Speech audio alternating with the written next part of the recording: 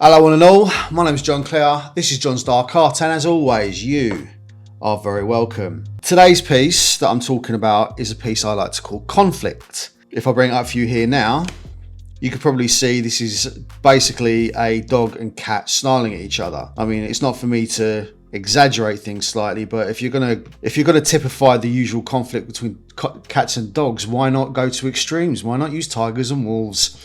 So what we're going to do now is we're going to go into the time-lapse replay. We're going to go through my creation of this piece, what inspired me and how I did it. And we're going to do that now. Okay, so here we are. This is, if we just jump into canvas information and go into the statistics. As you can see here, I did 7,215 strokes and it only took me 17 hours and 28 minutes, which is pretty quick by my standards. So if we hop into the time-lapse replay, as we are wont to do, and as you can see here, there's a little bit of a quote coming at us here from George Bernard Shaw. When a man wants to murder a tiger, he calls it sport. When a tiger wants to murder him, he calls it ferocity. To be honest with you, as I've said before, it's just a little thing I like to do when I was putting these up on social media, because you put it up as a time-lapse in reels, give someone something to read, you know, and I don't know, it maybe gives you a little bit of insight into why I'm doing what I'm doing and the inspiration behind the piece. But anyway, so I'll scrub on a little bit, and here is me roughing out the lines. Now, what I'm doing here is, although the intention was for it to be vertical, obviously when I'm actually doing the piece and actually drawing it out, I'm doing it horizontal because I just find it easier to work that way. And again, the great flexibility with working digitally. And yes, you can do this in real world. You can always like adjust your canvases and whatever else. It's just easier for me to work horizontally. So this is me roughing out the wolf as well, and kind of like, I wouldn't say necessarily nailing composition, but giving me at this stage, this gives me a rough idea of what the final composition is going to look like. I'm going to go into the tiger now, and here is me kind of like drawing out basically filling out the details now, like giving the animal life, making it look like a tiger now. And this is probably of the two drawings, this is probably the one that took me the greatest length of time to do. And the reason for it is like, it's not just a case of just drawing the fur, but you know, I want to make the stripes look cool. I want the animal to look convincing, or as convincing as I can make it. And as you can tell here, like with if we punch in a little bit and we go back a touch, you see what I'm doing here is I'm literally like scribbling out the fur, and this is literally all I'm doing. I'm scribbling out the fur in the direction of where the fur is, if that makes any sense. Yeah, so you can see the direction I'm shading in the fur, and this is me getting the teeth done, making them look as convincing as I can make them. And they look kind of weird here because like this is from the reference, like the teeth were like that, because I think the animal's jaw wasn't necessarily opening vertically. There was a slight twist on it maybe, so it kind of messes with the perspective of the teeth. But anyway, I'm not making excuses. I am good at this, honestly. So if I go back a little bit, so what I'm doing is I should roughly shade out where the fur is. So like the darker area would be where the oranges of the tiger is, the paler areas would be where the white of the tiger is. And now I'm kind of putting in the stripes. And if we kind of punch in a little bit, you can see what I'm doing here. What I do here is I kind of like I very kind of lightly draw out where the stripes are and then fill in. But again, when I'm filling it in, I'm shading in the direction that I'm already so if that section is running from left to right, I'm still shading it in from left to right. I'm keeping the same directional shading going on.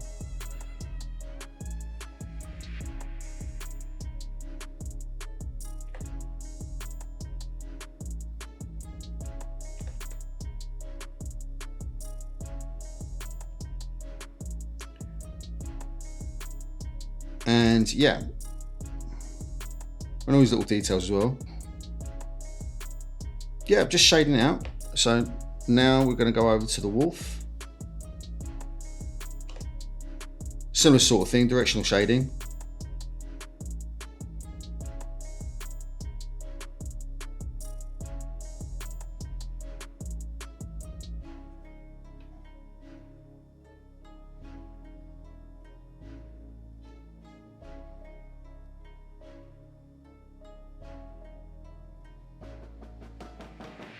And yeah, all I'm really doing here it's just kind of, again, it's more or less the same thing. So like getting the outline is one thing, but then kind of filling out the details and making sure that the animal looks as convincing as I can make it is where a lot of the work is. Obviously, you know, it doesn't take 2 minutes to do this. You've got to allow yourself the time to bring the animal to life, so to speak, and that takes time. You know, all these like details of where the fur lies and how it kind of direction it's going in and how it kind of layers over the top of itself. And yeah, that was it. I mean, if we like, the idea behind the piece really, as I said in the intro, was basically, I thought the idea is to show conflict, and we all have things about, you know, since time immemorial, we've always gone on about how cats and dogs are always each other's throat, like fighting like cats and dogs is a common euphemism made. The idea behind it initially was, I think for me anyway, it was about internal conflict. Like, you know, when you're struggling with yourself, like, you know, you're struggling to get up in the morning, or and then you castigate yourself for not getting up on time in the morning and you're late for work, or, you know, things in everyday life. But also, you know, there's other meanings that can be extrapolated from it. You know, like a lot of the conflict you see online at the moment in political spheres, or, you know, in cultural spheres, you know, what is good content and whatever else, you know. And I wanted to kind of typify it with it, try to typify and try to show that with this. You know, this is what this, to me anyway, that's what this piece embodies, if you like. So anyway, I think it's about time we round this out. So let's do that now. Yeah, so that was conflicts. That is the, you know what? I think today's been quite an for me anyway, like, this has been one of these shoots that's not exactly been an easy one to do. I'm not looking for sympathy or anything like that, but it's just a case where, like, you know, again, conflict with oneself. I have high standards myself, whether it's my artwork, whether it's doing YouTube, whether it's doing anything, you know, and sometimes I don't meet my own stupidly high standards, and that's difficult. And today's been a bit like that. It's been a bit of a chore to record this video, I'm not gonna lie to you. In terms of like the actual piece itself, conflict, I mean, I'm happy with it, don't get me wrong. I think it's an okay piece. I think I've done a pretty good job, but it's not always like that. I mean, like, whether I'm creating something, you might hear me criticize my own work a lot, because they always say artists are their own worst critics, and I'm definitely that. I'm definitely my own hardest critic. I mean, there's no one out there who will ever judge me harder than I judge me. And I think that's true for a lot of people. You can allow yourself to fall into the trap of having such stupidly high standards. You expect that from everybody. Myself and my colleague Roman, we work together on these videos, and sometimes, you know, I'm not the easiest to work with because I have these standards that I want to get to, and, you know, more often than not, I'm looking at myself hypercritically. And I think that's part of the parcel of the creative process, isn't it? Whatever it is that you're creating. And I don't necessarily think having those high standards is a bad thing. You know, there's always that strive for perfection, but expecting to meet those stupidly high standards is you know, it is a futile exercise. You know, you're never going to do it. You're never going to do it. But that doesn't necessarily mean it's a bad thing, because that's what inspires me to create. That's why I want to create. Yes, this is hard. Yes, these things are hard. You know, people say to me, oh, you have so much talent. I don't have talent. I've been doing this a long time, and I've hit a pretty good standard at doing it. There is no such thing as natural talent, I don't think. There's aptitude, where I think we all have our leanings. My leanings are very much in terms of visuals. I love photography. I love art. My favourite forms of entertainment are cinema and video games. Don't get me wrong, I love music and I love listening to music, but at the same time, like, the things that are drawn to me are things that catch my eye, not my ear. Where some people are very much the opposite. Some people can do both.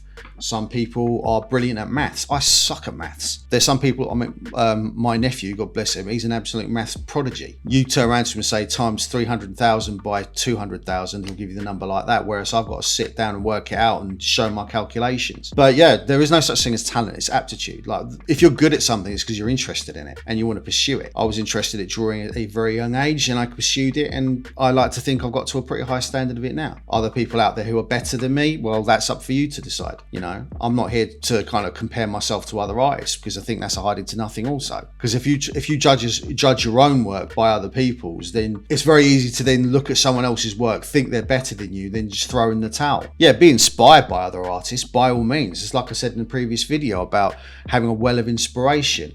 being able to draw from that well of inspiration. Part of that comes from looking at other people's work and being inspired by it and wanting to try and recreate it yourself. I think that's a great thing to do. I think this piece does kind of typify that for me, like the creative conflict. I mean, this is something, you know, my head's a mess of that sometimes. You know, I mean, even at 42, I like to, you know, I mention my age quite a lot, I know, but even at my age, like there are still times where like I'm completely conflicted about what I want to do with my life, what the things I want to pursue, the goals I want to achieve. And it isn't easy. But the thing is, anything worthwhile doing isn't easy. I think what we're doing here, what myself and Roman are doing with John's Dark Art and with Postwatch Postmortem, I think it's incredibly worthwhile. You know, these things are worthwhile and we are going to get better with it over time. But it's just a case of, bloody hell, man, it's not easy. None of this is easy. Putting these together, making sure they're at a high quality standard and everything else. It's tough work, but it's worthwhile. I think what I'm trying to get to, the point I'm trying to get to is this. The conflict in of itself is not a bad thing. Having high standards is not a bad thing. Having uncertainty is not a bad thing.